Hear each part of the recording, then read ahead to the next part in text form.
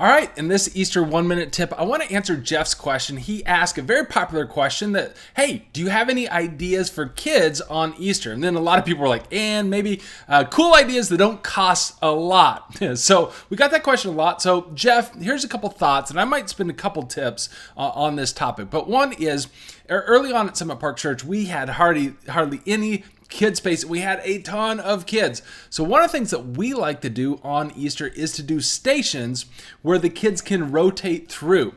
And sometimes that made it a whole lot of fun. And then one station could be like a craft, and then one station could be like a game that they play. One station could be the Bible story. And then some Easters we were able to do like an arcade game cart that pulled up. So it gave us a station outside because we had no space. So the station idea I like because it keeps kids moving, active, and engaged. You can do prizes at stations and have a lot of fun with it as well. But keep in mind, don't forget about the main objective of getting kids and inviting them back the next week. So one of the things I love to do is think through what is going to be your big giveaway or your big fun thing or big series that you're kicking off that you're inviting all the kids to that next week. That's almost going to be as important as what you do on Easter as well. That's one idea. We'll see you in the next tip, where we'll cover some more ideas as well.